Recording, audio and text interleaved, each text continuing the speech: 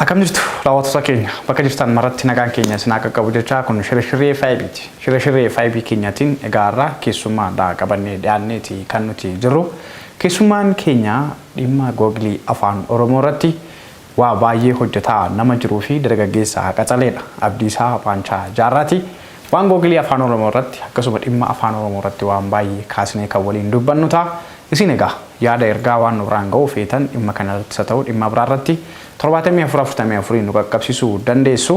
Qophii kana qopheessee kan isiniif dhiyeessu Alalisaa Lamuutii gamoo ogummaa kaameraa fi teeknikaatiin kan na faana jiru Lammii Solomoonidha. Egaa isin haga xumura sagantaa keenyaatti nu faana ta'aa afeerraa keenya. Abdiisaa waamicha keenya kabajjee dhimma kanarratti akka turtii waliin taa'ee nuuf eeyyamamaa taatee dhufuu keetiif maqaa daawwattoota FIBtiin hedduu si galateeffanna. Affeerraa naagotanii fulfaadhaa galatooma. Egaa Abdiisaa Baanchaa dhimma googilii afaan Oromoo akkasumas dhimma afaan Oromoo irratti afaan Oromoo sirnaan beekamee hundumtu akka dhimma uummatichaa quba qabaatuuf hojjetaa nama jirtudha. Mee hunda duraa gamoo afaan Oromoo addunyaatti beeksisuu fi afaan Oromoo tarree afaanota gurguddoo addunyaa akka ta'aniif yaadni ka'umsa keetii maal ture? Sadarkaa kanarraan geessee namni akka si hubatu hojii hojjettu akka sadarkaa fuudhanii si waliin hojjetaniif sadarkaa kana ga'uu keetiin jalqabbii ka'umsa keetii maal ture Abdiisaa? Waa'ee afaanii yoo kaafnu waa'een afaanii kan nama dhuunfaati miti.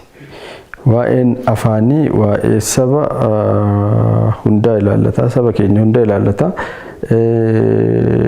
Akka afaan kun bu'aa wayii hedduu keessa darbee sadarkaa kana gahe hedduun keenya ni beekna. Yeroo waa'ee afaanii kana kaafnu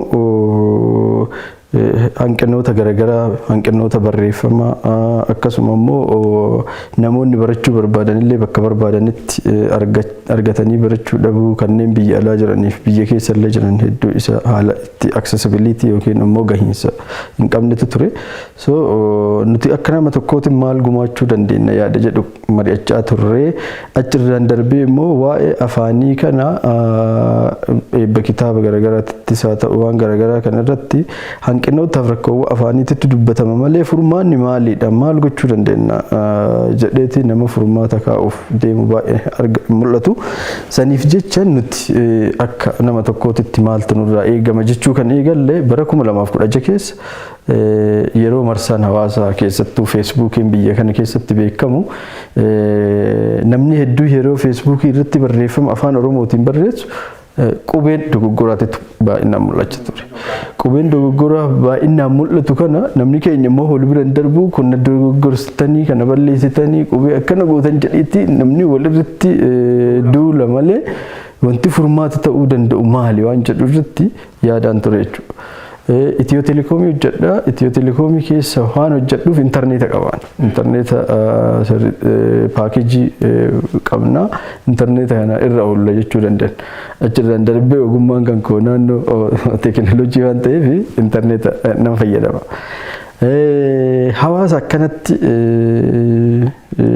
walirra duulu kana maal gochuu danda'a akka nama tokkootti waan jedhu yaadaan ture. Appilikeeshinii afaan Oromoo jalqaba. Appilikeeshinii afaan Oromoo baay'ee hojjedheera. Isa keessa isa jalqaba afaan Oromoo baradhaa kan jedhu jira. Qubee, sagalee, jecha waan hundumaa waa'ee afaanichaa ofirraa qabu appilikeeshinii jalqabaa hojjedhe. Appilikeeshinii moobaayilaa gaafaan hojjedhu appilikeeshinii kana laawunchi gochuudhaaf googiliin $25 nama gaafata. $25 kana bakka fiduu dhabameeti ji'a ol lafa taa'e appilikeeshinicha xumura jechuudha. $25 naa kafalaaf nama meeqa Ameerikaa irraa Awustiraaliyaa Awurooppaa nama meeqa kadhachaa ture jechuudha. Feesbuukiin illee hordoftoota sin qabdu poosti gootes nama baay'ee bira gahu. Akkuma kana gabaan Feesbuukii Oromootiin nooyime. San booda erga abdii kutadhee booda mucaan tokko hiriyyaa kan kootii baay'een kabajaani Ameerikaa jiraataa Waashingten DC walis hin beeknu naa barreesseeti waan akkana rakkachuu kan kedha gaheera naan jedhee hin jedheen na eegollanii jedheeti dolara 25 kafalee ammuma akkaawuntii naaf dabarse. Akkaawunticha san keessa seenee appilikeeshinii waan gadhiisu guyyaa lammaffaa gabaanatti yaa'ee dhiise. Amma nama hubatutti rakkata. Waan gadi hubatutti. Achi booda hawaasni keenya appilikeeshinii walirra fuudhanii akka addaatti kan ilaalu maatii tokko ture Suudi Arabiyaa keessa achumaan wal barree isaanis maatii baay'eedha. Maatii gara 10 ta'amu. Abbaan gara waggaa 50 achi jiraateera. Ijoolleen achi afaan beekan malee barreessuu maal jechuu hin danda'an. Appilikeeshinii kan arganii taa'anii baratu. Appilikeeshinichi qubee irraa jalqabaa namni barsiisu waan hin turreef hin rakkatan. Qubee akkamitti sagaleen barachuu dandeenya jennaani appilikeeshinii biraa na hojjechiisuuf dirqaman jecha. Appilikeeshinii qubee sagaleedha. Fedhii namaa wayita dabalaa deemu maalitti dabalaa deema qubee sagaleen yoo ati to'aa jedha baa jedha sagaleen barsiisu hojjadhee achi booda dhimma afaanii kana ajandaa godhadheetti deemuu eegala jechuudha. Tajaajila feesbuukii afaan oromoodhaan amma biyya kana keessatti afaan oromoo kan namuu hedduun illee ittiin fayyadamu garuu afaan oromoodhaan tajaajila kennaa feesbuukiin san keessatti hirmaatteettamu inyuufaatu irratti hirmaate tajaajila afaan oromoo ka feesbuukii san. Namni baay'een hin fayyadamu miti amma namni keenya baay'een jijjiirateera. Tokkoffaa dhaabbileen gurguddaan akkanatti laga qaxxaamuran kun afaan isaanii afaan hojii yoo godhatani sadarkaa afaanichi guddina afaanii bira darbee sadarkaa hanga hojii uumuu fagaachuu jechuudha. Gaafa jalqaba piitishinii san galchine biyya keessaa biyya alaatti wal kakaafneeti. Duula sanaanuu quban qaba. Duulas quba qabdu. Achirraan darbee ijoollee Keeniyaa turantu ture. Ijoollee Ameerikaa turantu ture. Ijoollee Awustiraaliyaa turantu ture. Dargaggoota garee uumne dargaggoonni kun. Garee uumneeti liid goone wanta kana. OBN irratti, OMN irratti, miidiyaa garaagaraa irratti baanee laayivii dubbanneeti agarsiifne hawaasni keenya akkanatti hiikuu danda'u qaba jenne. Ogeeyyii afaanii giddugalli afaanii waan hin jirreef ogeeyyii afaanii qofa dhimma kana irratti assaayin gootee hojjechiisuu waan hin dandeenyeef namoota intarneetii fayyadamu bakka jiru akka hiiku goone jechuudha. Gaafa namoonni bakka jiran hiikanii hundi isaanii namoota ogummaa afaanii qaban jennee waan hin tilmaamneef hiikaan dogoggoraa hanqinoonni garaagaraa haalli itti mul'ate jira. Afaan oromoo bakka jedhu oromoo jedhee jalqabe yeroo sanatti. Jedhee jalqabaa wantoonni garaagaraa wantoonni hanqinoonni jira jechuudha. Kun sababni mul'atee fi afaanichi waan qindaa'ee fi garee qindaa'een bakka qindaa'ee irraa adeemsa wal fakkaataa waan hin deeminiif ogeessa wal fakkaataa waan itti hin deeminiif jechuudha. Googilii amma itti jirru kanallee wanti haganaayyuu xiqqoo of duuba harkifachiifnee fi hayyoonni haa hirmaatan jenneeti hayyoota hirmaachisuuf ammallee haala mijataa waan argatiniif ofumaa itti cabsineeti itti deemne jechuun boodarra hanqinoonni jiran kan sirraa'u ta'a. Afaan keenya sadarkaa dhaabbilee laga qaxxaamuruu kanattuu afaan hojii gochuu eegalle miti waan jedhu hamillee hawaasnillee dhimma googilii kana immoo ajandaa godhanii nutti kaasu waan ta'eef googiliidhaaf xalaa barreessine jechuudha. Mucaa Ameerikaa jiraattu ture, mucaa Keeniyaa jiraattu ture, xalaa nama 3 hin barreessine. Xalahaan erga barraa'ee booda qorannoo geggeessee dhaabbatichi. Qorannoo geggeesseeti hin ta'u jedhan. Qabiyyee ho'iitu hin jiru, intarneeta irra hin jiru. Nuti uummata miliyoona 70 oliin dubbata jenneeti iyyata keenya keessa akka dhiyeesse. Akka Afrikaatitti Keeniyaa irraa ganaa, Itoophiyaa irraa ganaa daataan nuti dhiyeessinee fi hawaasichi fayyadamu wal gituu fi didee dhaabbatichaaf. Riisarchii geggeessaniiti sarch injiiniitu jira googilii irra sarch injiinii keessa afaan Oromoon jiru. Sababni isaa namni intarneeta fayyadameeti qabiyyee intarneeta irra kaa'amee jiru, qorannoo intarneeta irra kaa'amee jiru, wanti garaagaraa jiru. Afaan keessan haqa isin jettan kana hin ga'u jedhan.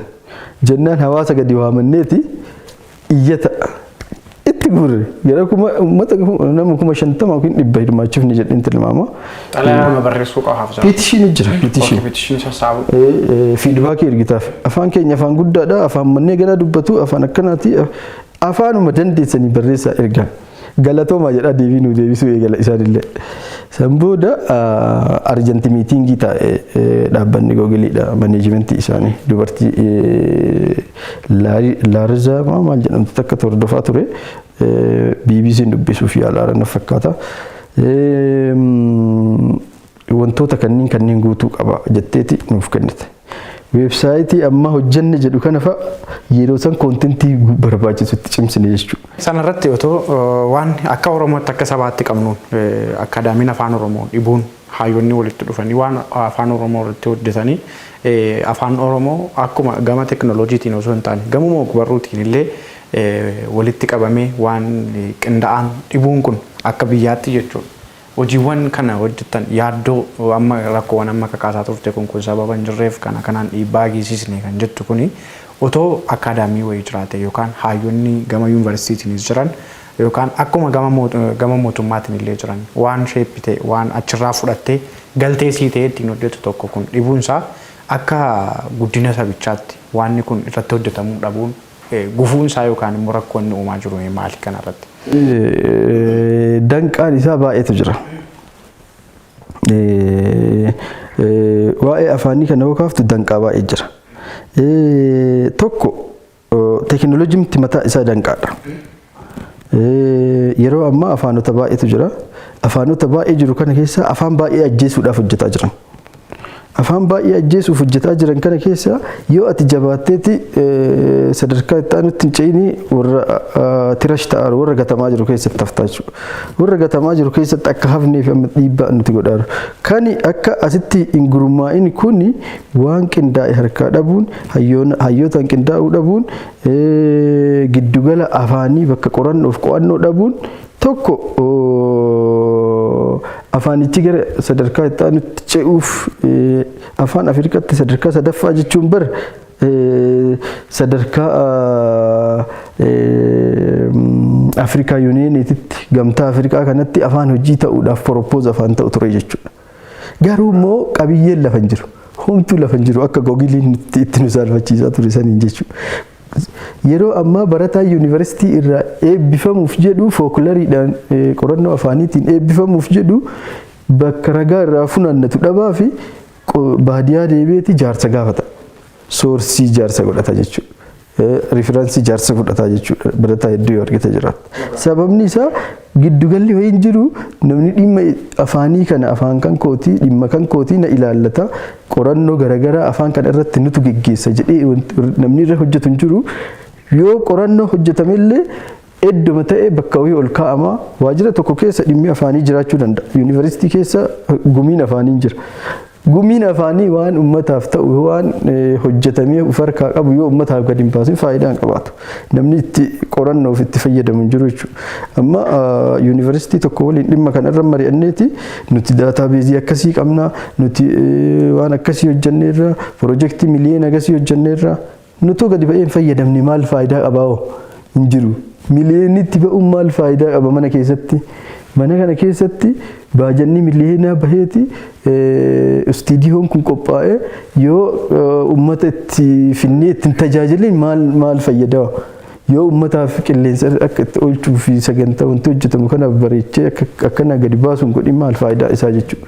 Walii qabaniiti kana hojjenneerra nutu kana hojjeta karaa keenyaan qofa milkaa'uu danda'a nu qofatu gahaadha iddoo kanaaf jedhaniiti haasa'uun faayidaa hin qabaatu waan ta'eef wanti afaanicha duuba harkisa keessaa guddaan tokko isa jechuudha. Bakki afaanota afaan affaarfaa akaadaamiif danda'e qaba. Afaan affaar jechuudha. Yeroo ammaa afaan affaar googilii nu durseeti googilii irra galuu isaatu shakkii qaba jechuudha. Beektaa tiraansileeshinii keessa galchaniiru isaanis. So amma an akka ogeessaatitti an ogeessa teknooloojiiti afaan sadarkaa afaanota du'aa jiran afaanonni warri teknooloojii addunyaa ganda tokko gochuuf deemaara. Amma nutillee gama kan kootiin ogummaadhaan kan irratti hojjedhu isa. Akkaataa feesbuukiin telegiraamiin maal marsaaleen hawaasaa kunniin itti saffisaa jiran kun waan lafaa ka'anii miti akkana saffisaa jiran. Addunyaa ganda tokko gochuudhaaf saayintistoonni qorannoon garaagaraa qophaa'ee waan hundi diizaayin ta'eeti deemaa jiran. Addunyaa ganda tokko ta'uuf jarjaraa jirtu tana keessatti yoo jabaattee waan kee qabattee waan keeti itti dabalamta malee addunyaa tana keessa hafuu hin danda'amu waan ta'eef addunyaa waliin tankaarfatuuf ingiliffa fudhattee yookiin afaan amaaraa fudhadhuuti itti galisiin jechuu danda'amu booda irra.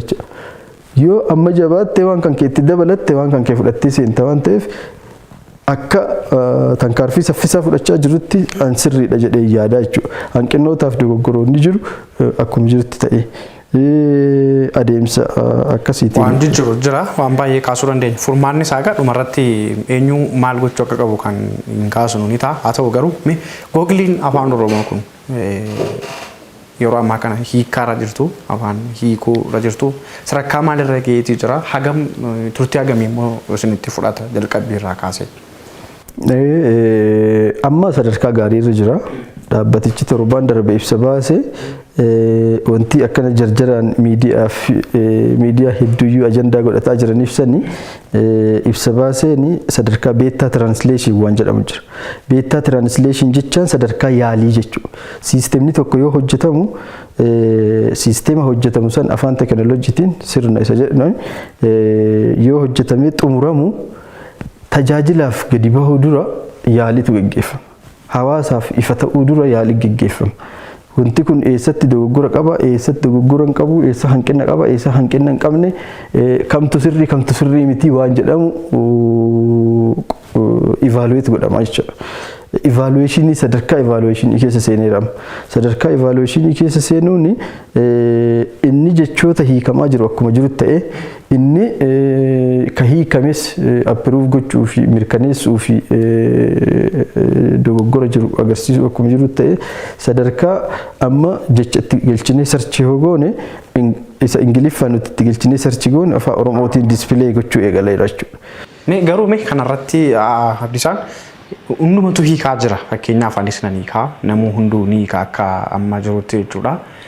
Rakkoo galumsaa irratti rakkoo afaanii irratti duraa duuba jechaatii fi akka seera afaanii keessatti yeroo hiikamu kana rakkoon hin uumamu namoonni amma jalqaba rakkoo akkaadaamii kaasneerra waan sun dhibamuun rakkoo uuma jenneerra haala amma deemaa jiruun garuu rakkoowwan walxaxaa gama afaaniitiin jiran dabalamee akkuma jalqaba googilii kan gama feesbuukiitiin ture san kan googilii afaan Oromoo irrattis yeroo namni hunduu irratti hirmaatee hiika geggeessu kana afaanichaa irratti dhiibbaan uumu rakkoon moo boodatti gulaala irratti waan qindeessaa jirtantu jira. Isa kaaseera. An amma nuti akka xiyyeeffannaan nuti qabnu addunyaatti dabalamna hanqinoota jiru sirreeffanna itti aanee jechuudha. Feesbuukii yoo fudhanne amma jijjiirama guddaa jira. Jijjiirama guddaa. An amma guutuma feesbuukii an fayyadamu afaan Oromooti. Afaan warra hayyoonni gurguddoon namoonni afaan garaagaraatiin barreessan an afaan Oromootiin dubbisa konvertii naa godha waan ta'eef. Konvershinii isaa wanti afa guutumatti kaa'uu fi dhiirariiwwan jiran adda baasuuf ilaaluuf. Dhiirarii baasaa yoo ofii kan kootiillee yeroo baay'ee argatee maxxansaa darbee immoo namoota gurguddaa hordoftoota hedduu qabanitti dabarsaa hin maxxansu isaan. Dhiirarii kana kan sirreessaa jirru guyyaa guyyaadhaan ammas hiikaa feesbuukii illee dhaabneerra jechuu miti. Itti fufaara itti fufeera akka itti fufee jira. Kan dogoggora ta'e dogoggoraa hin agarsiisin jedhee X itti cabsaa darbaan. Yoo an X itti cabsu siistemni hooldi godhaa jechuudha. Isa baay'inaan sirriidha jedheeti namoonni mirkaneessetu isa filannoo parsantii 75 filatamee darba. Garuu immoo koonseptiin marsaaleen hawaasaa kun akkanatti paabilikii hiikkaadhaaf gadhiisan kuni uummanni itti gaafatamummaa isaa haa fudhatuudhaaf. Sababni isaa afaan ka ummatichaati. Ummatichi waa'ee afaan isaatiif ka dhiphamuuf ka yaadda'u isa waan ta'eef hawaasatu itti gaafatamummaa fudhachuu qaba jedhee yaada dhaabbattoonni garaagaraa jechuudha. Sababni isaa ifa hin beekama. Akkaadaamii of danda'e qaba. Afaan biyya kamittuu akkaadaamii isaa qaba. Warra taa'ee qorannoo isaa qofa hojjetu jira. Baajata miliyoona hedduu itti dhangalaafamee itti hojjetama afaan jechuudha. Sababni isaa afaan eenyummaadha waan ta'eef eenyummaa ofiitti fufsiisuu barbaada hunduu. Afaan Chaayinaa fudhatte akkaadaamii afaan Chaayinaa jira. Afaan Ingilizii yoo fudhatte akkaadaamii kuma hedduutu jira. Sanuu addunyaa irratti wanti ol ba'aniiti fuuldursanii mul'ataniif kanaaf jechuudha. Afaan Oromoo akkaadaamii waan hin qabneef rakkoon mudate kana keessatti nuti amma hanqinoonni sun waan jiraniif hanga hanqinoonni sun sirraa an eegna yoo jenne immoo hafuu keenya jechuudha. Waan kanumaan wal qabatu jechuudha. Keessattuu afaanni kun hiikamaa jira, hiikaarra jira, namni akka uummata hundumtuu akka hiikaa kana gaggeessu godhamaa jira. Akkuma miidiyaa hawaasaa irratti toora isaa adeemsa isaa kan caasaan keessa darbee hiikamu ibsaatiin jirtu. Asirraas namni dhageettiidhaan immoo haala isaa dhaggeeffatee hiikaadhaaf fayyadamuu danda'u jiraachuu mala waan ta'eef toora isaanii.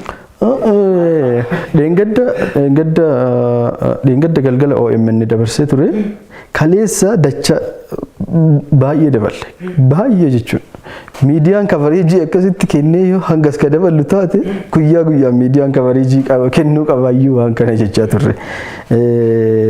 Miidiyaan waan hundarratti dhiibbaa waan hunda caalaa kavareejii qaba, gahiinsa qaba waan ta'eef hawaasni hundinuu sadarkaa nuti irra jirru kana namni hubachuu bar dhihoo kana wanti ifa goone malee callisaan turre.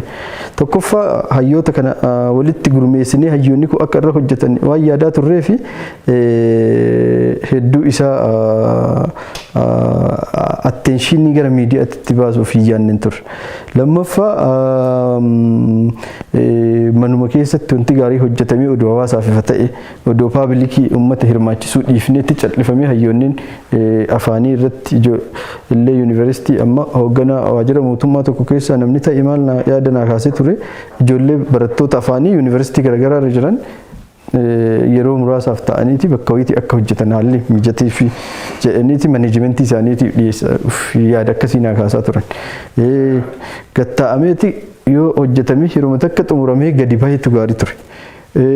San gochuuf immoo dhaabbatichi gadi baasee labseera amma waggaa tokko geenne nuufi bara 2016 hayyamame kan amma dura jennu piroojeektii amma biyya alaatti eegalame sun illee istaag godhee waan hafeef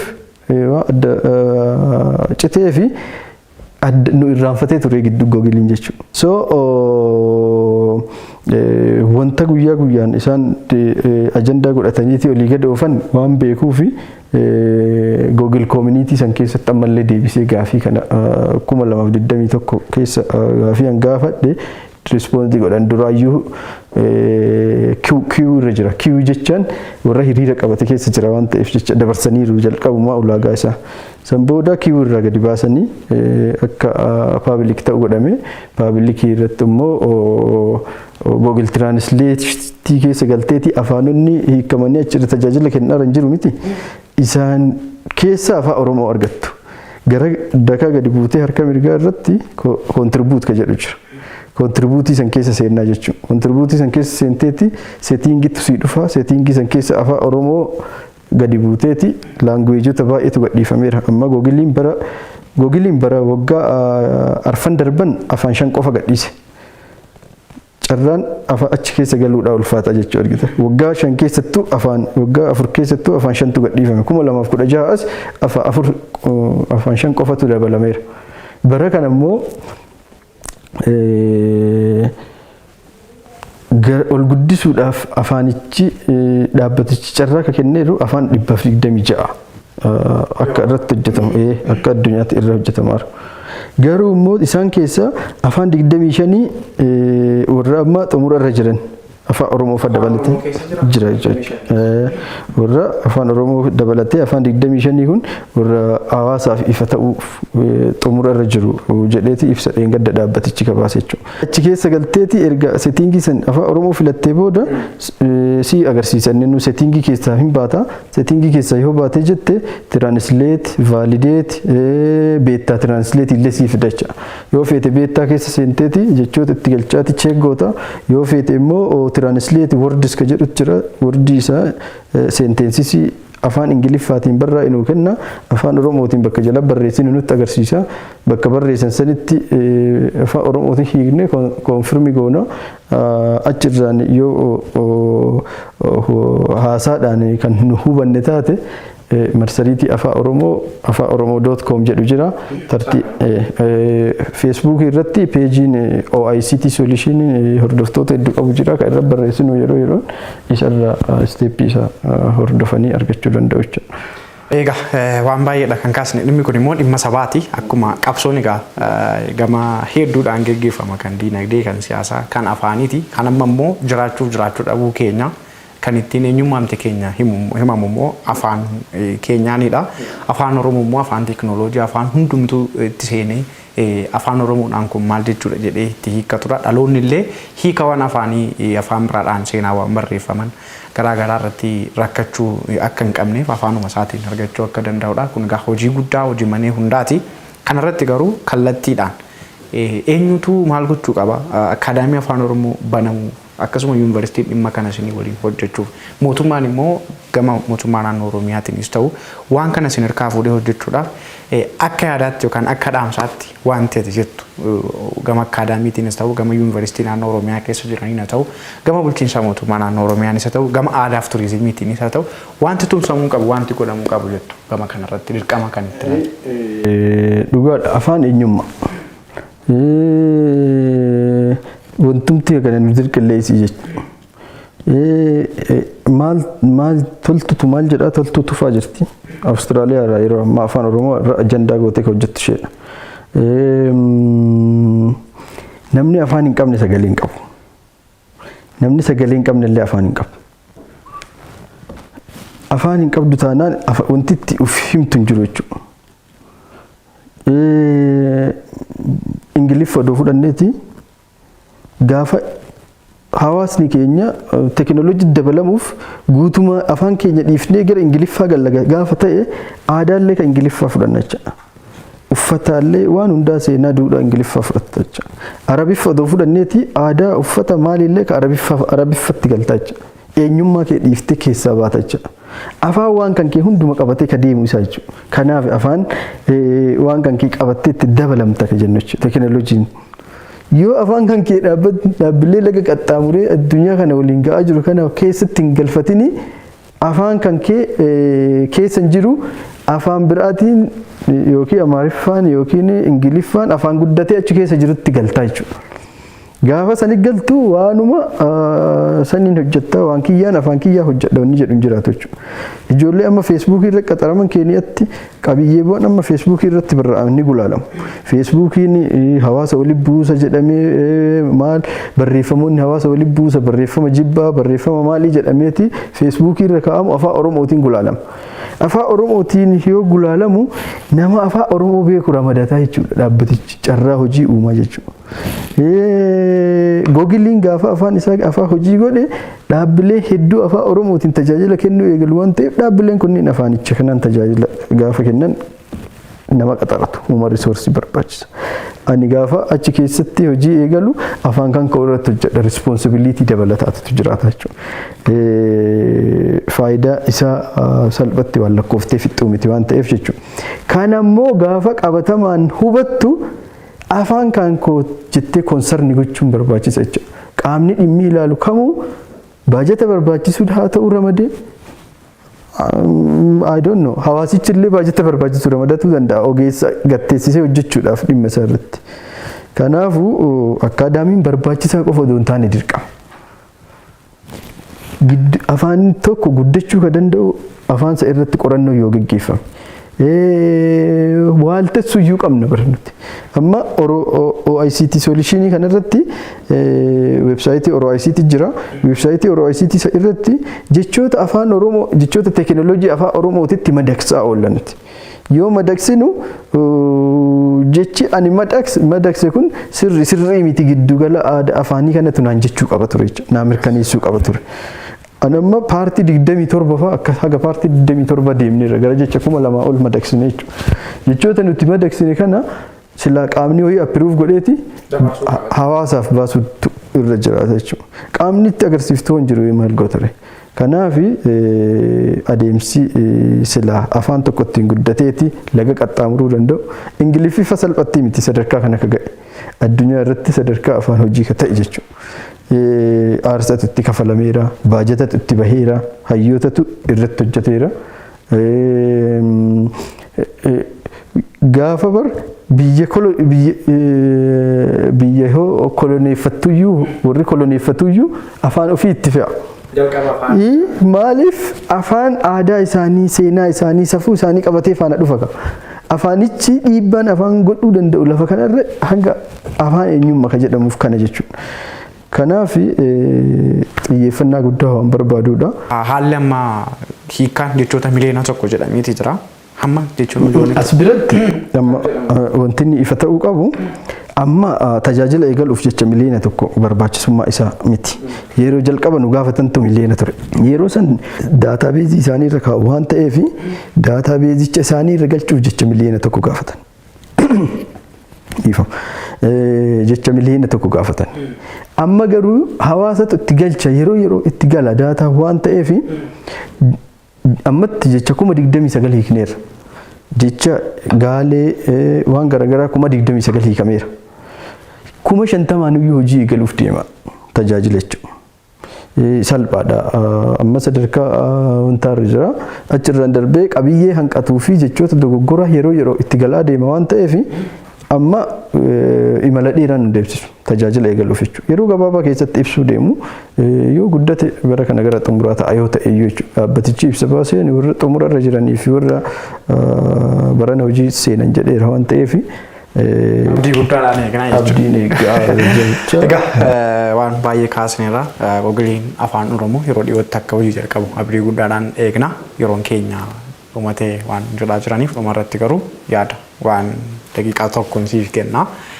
Waan hafe jettu carraa kanatti fayyadamii daawwattoota keenya biraan ga'i gama koon xumureera. Galatoomaa jedhaati wanti dhaamu yeroo baay'ee dhaamsa tokkoon qaba dargaggootaa fi dargaggeessi keenya waan kamuu gochuu akka danda'u amanuu danda'u qaba.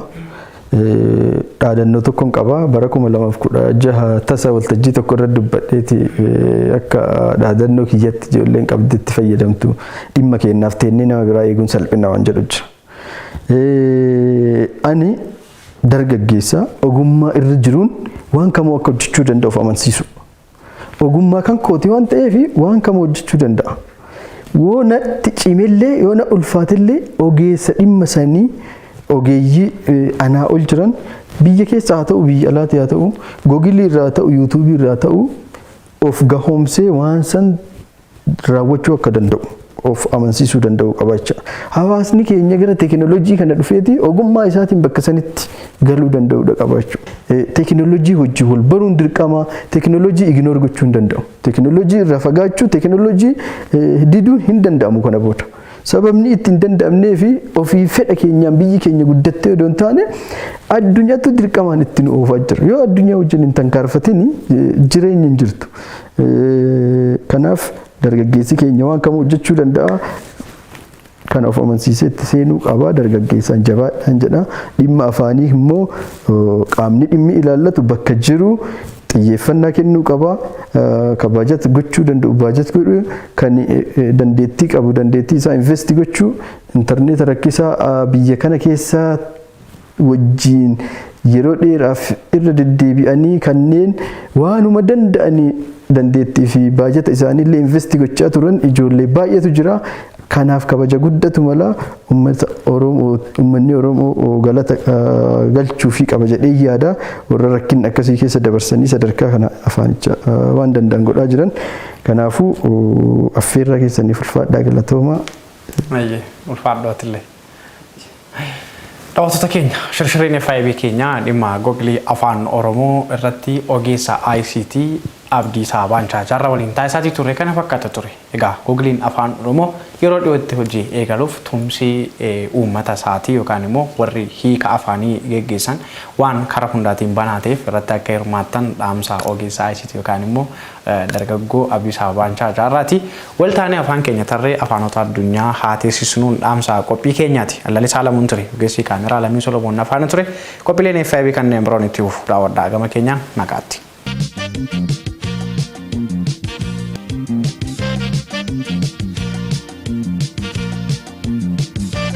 Thank you.